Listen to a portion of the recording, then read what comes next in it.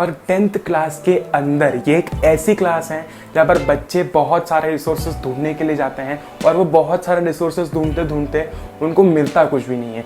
तो आपको 10th class के अंदर 90%, 95%, 96, 97 तक भी स्कोर करने के लिए सिर्फ इन बुक्स की ज़रूरत है और सिर्फ इन कुछ छोटी सी स्ट्रैटेजीज़ की ज़रूरत है, जिससे कि आप आराम से पूरे साल भर थोड़ा थोड़ा पढ़ के भी, ज़्यादा पढ़ के भी, आराम से पढ़ के भी 95% तक स्कोर कर सकते हो। हेलो गाइस, आई होप आप सभी लोग घर पर सेफ हो। और आज ये वीडियो उन बच्चों के लिए बहुत ज़्यादा इंपॉर्टेंट बन जाता है जो कि 9 से 10th में आए हैं और जो 2020 और 2021 वाली बैच है, यानी कि जो इस पूरे साल जो है वो 10th में पढ़ने वाले हैं, अभी 9 से 10th के अंदर आए हैं।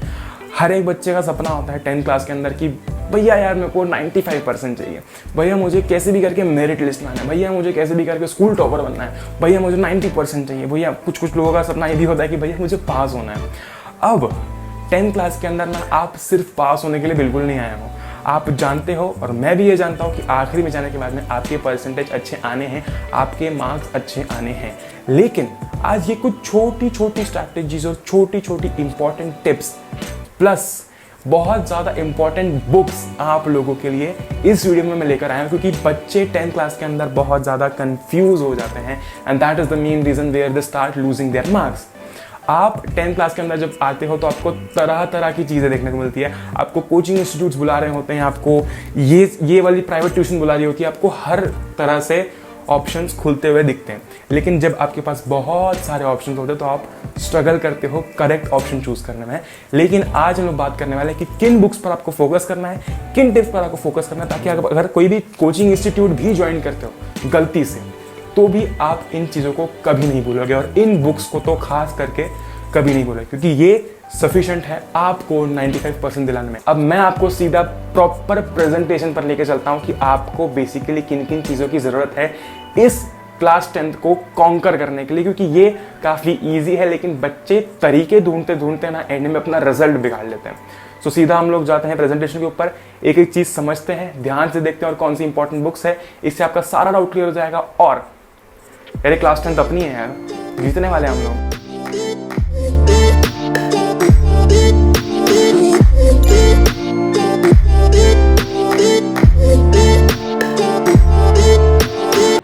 How to score 95% in class 10th? The perfect strategy from beginning. Beginning से हम लोग हर एक चीज़ नोटिस करने वाले हैं।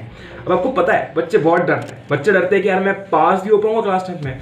अरे मेरे भाई मत डरो इतना, क्लास 10th बहुत इजी होती है। और अगर आप स्टार्टिंग में अच्छा स्कोर नहीं भी कर पाते तो टेंशन वाली बात नहीं है, 95% स्कोर करना इज स्टिल पॉसिबल, बहुत ईजी है अगर आप प्रॉपर स्ट्रैटेजी से चलोगे तो।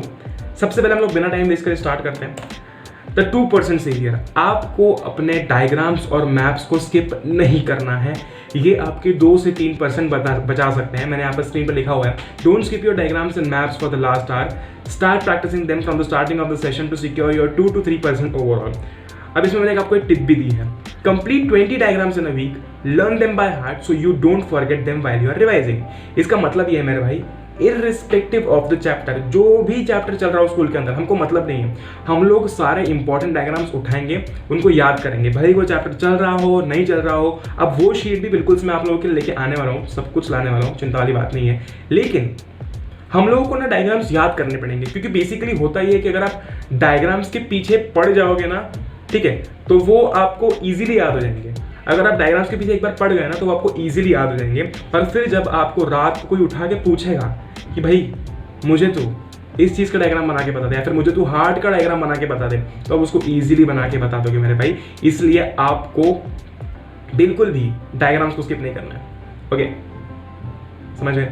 करेक्ट। अब say no to tons of resources. You don't need a lot of books to score amazing marks in class 10th. The best resource is prescribed to you. Go grab it. NCERT भगवान है class 10th के लिए, class 11 के लिए, class 12 के लिए। फिलहाल class 10th के लिए बात करता हूँ तो NCERT भगवान है। देखो यार, आपको बहुत सारे रिसोर्सेज मिल जाएंगे पढ़ने के लिए, उसमें इतना सारा कंटेंट मिल जाएगा पढ़ने के लिए, लेकिन जो हमारे काम का है हम सिर्फ वही पढ़ने वाले हैं। आपके पास जब खाने के लिए बहुत सारी चीज़ें होती हैं तो आप कंफ्यूज हो जाते हो कि मैं पहले कौन सी डिश चखूंगा या फिर टेस्ट करूंगा, करेक्ट है? तो हमको इतनी सारी डिशेस रखनी नहीं है ना, हम सिर्फ सब्जी रखेंगे और रोटी रखेंगे, यानी कि NCERT रखेंगे और प्रीवियस ईयर क्वेश्चंस की बुक रखेंगे। इसके अलावा हमको फोकस करना ही नहीं है, क्योंकि भाई जो भी आता है ना आपकी एनसीईआरटी में से आता है, आपके प्रीवियस ईयर के क्वेश्चंस जो है ना वो जब आप टैली करोगे ना अपनी बुक से, तो आपको दिखेंगे भाई कि सीधा सीधा क्वेश्चन उठ के आया बुक के अंदर से, इन टेक्स्ट क्वेश्चन सीधे सीधे उठ के आए हैं। तो हमको सिर्फ एनसीईआरटी पे फोकस करना है और प्रीवियस ईयर की बुक पे फोकस करना है। करेक्ट है? Here is the content you need: NCERT, previous year questions, self notes. जब भी कोई चैप्टर पढ़ोगे एनसीईआरटी से ही पढ़ना। उसके बाद में अगर आप नोट्स बनाना चाहते हो तो लिख लेना, नहीं तो एनसीईआरटी के अंदर इंपॉर्टेंट पॉइंट्स मैं खुद मार्क करवा दूंगा। वो चीज़ ध्यान रखना है अपने को कि खुद की नोट्स बनाना बहुत ज़रूरी है, चाहे आप वो बुक के अंदर मार्क करके बनाओ या फिर बुक के साइड में लिख के बनाओ, लेकिन मैं बोलूँगा कि प्रॉपरली कॉपी बना लो, उसके अंदर वो नोट्स लिखना, क्योंकि जब आप वो नोट्स लिखोगे ना तो आपको लिखने के बाद में चीज़ें याद होने लगेंगी और आपके लिए वो लास्ट टाइम के रिविजन के लिए बहुत इंपॉर्टेंट है।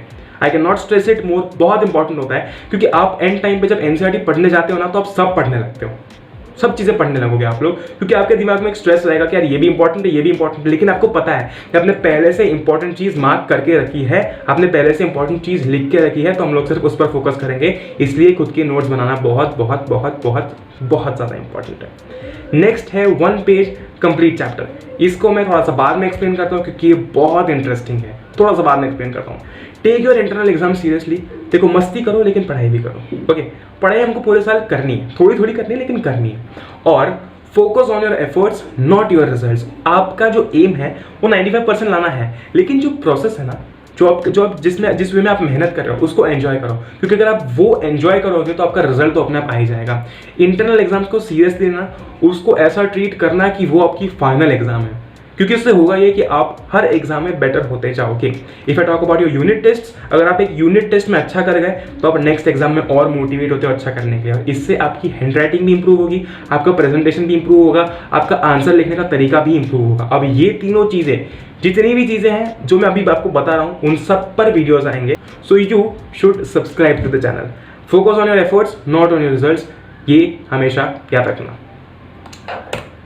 Prepare mini notes to revise a chapter in 1 hour. ये मैंने आपको भी थोड़ी देर पहले ही बताया था। देखो, आप जब कोई भी चैप्टर पढ़ोगे तो आप एक शीट ऑफ पेपर लोगे, उसके ऊपर चैप्टर की हर एक इंपॉर्टेंट चीज़ नोट करोगे छोटे छोटे लेटर्स में।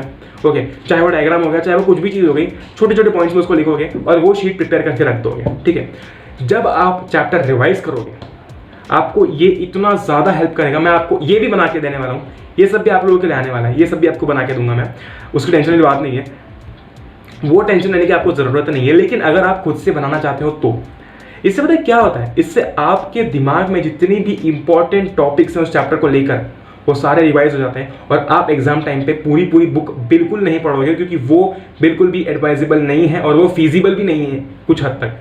Don't underestimate any subject, every subject will bring you marks. हर एक सब्जेक्ट इंपॉर्टेंट है, चाहे वो इंग्लिश हो, हिंदी हो, ऑफकोर्स सोशल साइंस तो इंपॉर्टेंट है ही। इंग्लिश हिंदी पे अगर आप ध्यान दोगे ना तो भाई ये आपको आखिरी में जाके स्कोर देंगे, अच्छा स्कोर देंगे। पता है क्यों? क्योंकि जब आपको पता चलेगा कि आपको एक पेपर को अटेम्प्ट कैसे करना है, आपको इंग्लिश के पेपर को अटेम्प्ट कैसे करना है, हिंदी के पेपर को अटेम्प्ट कैसे करना है, हर एक चीज़, हर एक वर्ड लिखना कैसे है, फॉर्मेट कैसे रखना है, तो ऑटोमेटिकली आपके नंबर ऐसे इंक्रीज होंगे, एक्सपोनेंशियली इंक्रीज होगा आपके मार्क्स का ग्राफ। इसलिए हमेशा इन इंग्लिश और हिंदी, ये जो 2 सब्जेक्ट्स है ना, इन पर ध्यान देना है हमको। 15 मिनट रोज दो, हर एक चैप्टर पढ़ो, इंपॉर्टेंट, उसके अंदर जो भी इंपॉर्टेंट इंसिडेंट्स हैं वो नोट करके रखो। 15 मिनट दोगे ना तो भी बहुत है, ट्रस्ट मी, बहुत है। आपका एंजॉयमेंट भी हो जाएगा, एक रिफ्रेशमेंट भी हो जाएगा और आप एक स्टोरी पढ़ लोगे, उससे आप अपने मार्क्स जो है वो इंक्रीज कर सकते हो। Participate. Students often don't participate in any co-curricular activities, क्योंकि उनके ऊपर बोर्ड का प्रेशर रहता है। You won't get such opportunities back if you are planning to study abroad. You will need to have a good portfolio which will include your co-curricular participation. Remember to be fit and healthy. बच्चे पता है क्या करते हैं, इस पूरे time के अंदर ना बच्चे भूल जाते हैं कि उनको को-करिकुलर एक्टिविटीज में भी पार्टिसिपेट करना है। यार आप मुझे एक बात बताओ, अगर आप इनमें पार्टिसिपेट नहीं करोगे तो आप ग्रो कैसे करोगे? आपका इंटेलेक्चुअल लेवल बढ़ेगा कैसे जब आप ग्रो नहीं करोगे, जब आपको कंपटीशन का एहसास नहीं होगा, जब आप कंपटीशन महसूस नहीं कर पाओगे, जीत हार जब आप जान नहीं पाओगे। अगर आपने ऑलरेडी कर रखा है तो अच्छी बात है, 9th तक अगर आपने पार्टिसिपेट करा है तो अच्छी बात है भाई, 10th में भी करना। ज़्यादा मत करो, इतना ज़्यादा भी मत करो कि पूरा साल उसमें निकल जाए, लेकिन पार्टिसिपेट करना चाहिए। उससे होता है कि आपका माइंड रिफ्रेश रहता है, लेकिन आपको उसके साथ अपनी पढ़ाई भी मैनेज करके रखनी है। ऐसा नहीं है कि भाई पूरा उसमें ही लग गए। आपको दोनों चीज़ें मैनेज करके रखनी है और हो जाती है मैनेज, ट्रस्ट में हो जाती है मैनेज, जितना कोई टेंशन वाली बात नहीं है। लेकिन अगर आप सही में बाहर जाना चाहते हो पढ़ने के लिए सैट देकर, तो इसके अंदर आपका जो को करिकुलर एरिया होता है ना, वो भी काफ़ी नोटिस में लिया जाता है, वो भी काफ़ी इंपॉर्टेंट होता है। आपके सर्टिफिकेट्स उस टाइम बहुत इंपॉर्टेंट बन जाते हैं। तो इसलिए अगर आपको सच में इंटरेस्ट है किसी चीज़ में, तो यार ऑफकोर्स पार्टिसिपेट करो। उसमें ज़्यादा टाइम मत लगाओ, जितना आपको लगता है कि लगाना चाहिए उतना लगाओ, लेकिन बिल्कुल ऐसा मत करना है कि पूरा ही बंद कर दिया। थोड़ी थोड़ी हर एक एक्टिविटी में पार्टिसिपेट करने का ट्राई करो। ज़्यादा टाइम मत दो, लेकिन ट्राई तो करो। आप मैनेज कर पाए तो अच्छी बात है, नहीं कर पाए तो मत करना। हमारे पास में अभी भी बहुत टाइम है, करेक्ट। अब द 7/4 रूल, ये इस वीडियो का सबसे इंपॉर्टेंट पॉइंट है। अब भैया ये 7/4 रूल कुछ समझ तो आ नहीं रहा, क्या लिखा है आपने, कुछ समझ में आया ऐसा कुछ बताओ। देखो ये कुछ समझने जैसा नहीं है, बहुत ईजी है। आपके मैथ्स के अंदर टोटल है 15 चैप्टर, आपके साइंस के अंदर है टोटल 16 चैप्टर, सोशल साइंस के अंदर है टोटल 23 चैप्टर्स। मैं वर्स्ट केस मान के चल रहा हूँ कि आपके चैप्टर्स कम भी नहीं हुए और आपको बेसिकली जो है वो आपके अगेन आप लॉकडाउन के अंदर हो, तो आपके मान लो कि चैप्टर्स कम नहीं हुए, ऑल्दो होने तो चाहिए। आई डोंट नो फिलहाल आगे क्या होने वाला है, लेकिन अगर मैं फिलहाल के लिए मान के चलता हूँ वर्स्ट सिचुएशन के अंदर भी आपके चैप्टर्स कम नहीं हुए, आपके पास में इन तीनों को मिला के हैं टोटल 54 चैप्टर्स, करेक्ट है। आपका मैथ्स, साइंस और सोशल साइंस मिला के आपके टोटल है 54 चैप्टर्स। इंग्लिश और हिंदी करने में रिलेटिवली कम टाइम लगता है, तो मैंने फिलहाल उनको साइड में रखा है थोड़ा सा। अगर आप एक वीक के अंदर 4 चैप्टर कंप्लीट करते हो, वो फिर कोई भी सब्जेक्ट से रिलेटेड हो, अगेन मैं उसके ऊपर भी एक शीट आप लोगों के लिए लेकर आऊँगा, सब कुछ लेकर आऊँगा, चिंता वाली बात नहीं है। लेकिन फिलहाल एक वीक के अंदर अगर आप 4 चैप्टर करते हो विद क्वेश्चंस, उस चैप्टर के क्वेश्चन के साथ में, तो आप 3.5 महीने के अंदर अपना पूरा कोर्स खत्म कर सकते हो मैथ्स, साइंस और सोशल साइंस का। अब बच्चे एक दिन के अंदर 4 चैप्टर्स कंप्लीट कर जाते हैं, मैं आपको एक वीक के अंदर बोल रहा हूँ। इसके अंदर आपके उस चैप्टर के क्वेश्चंस भी इंक्लूडेड हैं।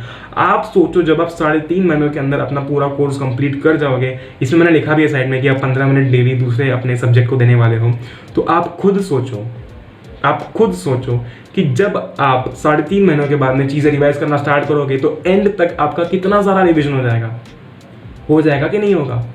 सही बात है। सो इसीलिए हम लोग 3.5 महीने के अंदर ट्राई करेंगे कि हमारा पूरा कोर्स कंप्लीट कर लें। मैं आप लोगों के लिए एक चीज़ लेकर आऊँगा। फिलहाल हम लोग नहीं जानते कि लॉकडाउन के कारण क्या क्या चेंजेस आएंगे, लेकिन मैं वर्स्ट सिनेरियो लेके चलता हूँ। हमेशा हमें वर्स्ट सिनेरियो लेके चलना चाहिए, ऑप्टिमिस्टिक रहना चाहिए, लेकिन वर्स्ट सिनेरियो से अगर हमारे लिए कुछ चीज़ आसान हो जाती है तो खुशी मिलती है। नेक्स्ट स्लाइड पर चलते हैं। कीप स्माइलिंग यार, keep smiling, enjoy your class 10। अब आप बोलोगे कि भैया हम लोग हंसते ही हैं, हम लोग हंसते ही रहते हैं। देखो यार, ये क्लास एन्जॉय करना, पढ़ना, अच्छे से पढ़ना, मन लगा के पढ़ना, लेकिन एन्जॉय करना। क्योंकि जब आप क्लास 10 के बाद बाहर निकलोगे, you will be seeing a very different world. वो बहुत अलग दुनिया है आप लोगों के लिए। तो जब आप क्लास 10 से बाहर निकलोगे ना, आपके चेहरे पर एक स्माइल होनी चाहिए कि यार मैंने बहुत सारी मेमोरीज बनाई इस क्लास के अंदर। हम लोग इस क्लास के अंदर मेमोरीज भी बनाएंगे, पढ़ेंगे भी और 95% भी लाएंगे। देखते हैं हमें कौन रोकता है। हम लोग बिल्कुल प्यार से पढ़ेंगे, शिद्दत से पढ़ेंगे, अच्छे मार्क्स भी लाएंगे और मेमोरीज भी अच्छी बनाएंगे और हंसते रहेंगे। कम ऑन, एक बार हंसो, खुद की गलतियों पर हंसा करो यार। अब जब खुद की गलतियों पर हंसोगे ना, तो आपको इंप्रूव करने का मोटिवेशन अलग से ही मिलेगा। तो इसी के साथ साथ आई होप आप सब लोगों ने ये पॉइंट्स नोट कर लिए होंगे। मैं इसका अगर आप चाहते हो तो मैं इसका लिंक दे दूंगा, आप खुद बार बार इसको जाकर पढ़ लेना, ताकि आपको अलग से मोटिवेशन मिलता है। इसी के साथ साथ देखिए, आप not subscribe to the channel, I think that you should, क्योंकि आप लोगों के लिए जो चीज़ें मैं लाने वाला हूँ वो शायद ही आपको कहीं पर देखने को मिलेगी। सो इसी के साथ साथ लेट्स एंड दिस वीडियो। जय Hind, Vande Mataram, keep studying, keep smiling और घर पर रहो, फिलहाल सेफ रहो। अभी मैं क्वारंटाइन के टाइम पे बोल रहा हूँ तो यही बोलूंगा, बाकी ऐसे भी सेफ रहो, ठीक है। और फालतू की चीज़ों में मत पड़ना। Good bye.